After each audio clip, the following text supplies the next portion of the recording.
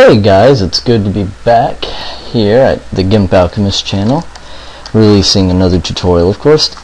This is my first tutorial in quite a long time, so sorry about that, people. Things have just been complicated.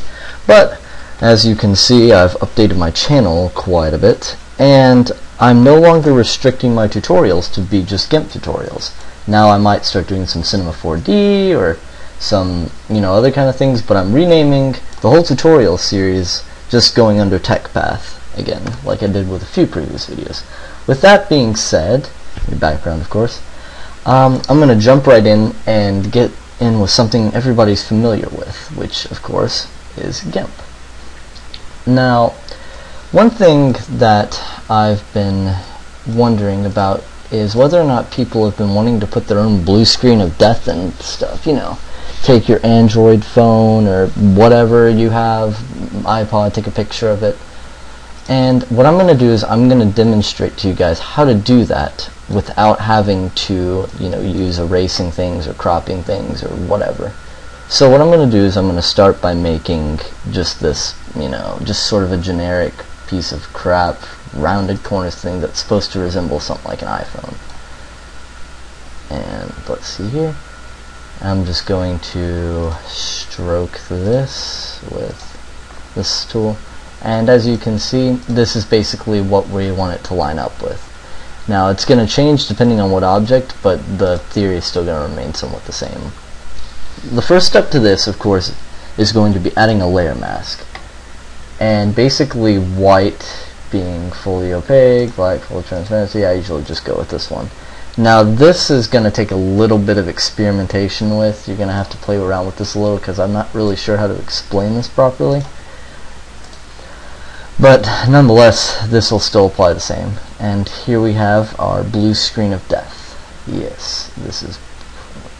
I've had this happen to me. I think anyone who's ever owned a computer has probably at least had this happen to them at least once.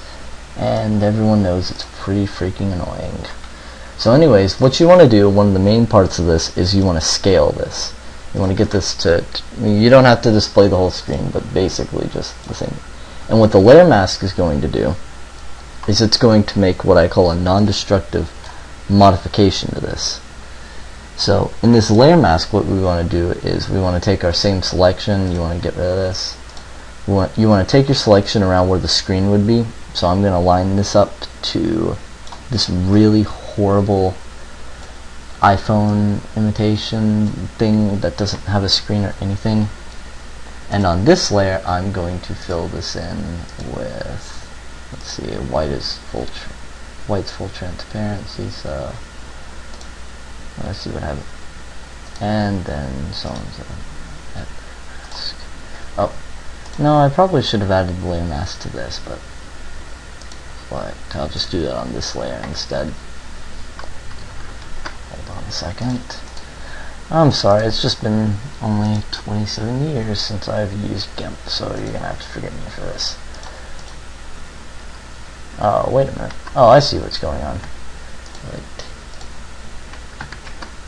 Okay, now what we're going to do is you want to do an inverse selection on this, and you're gonna want to fill the rest of this with black. Basically, whenever you're doing the first option here, black is what you're not going to see.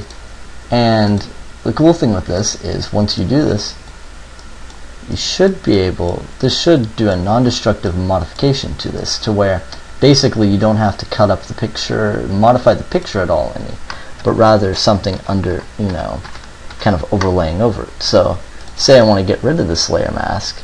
Say I don't want it and I don't like my changes, all I have to do is delete the mask, and there you have it. And this is one of the many ways to do this, but it is by far probably the safest for keeping your picture intact.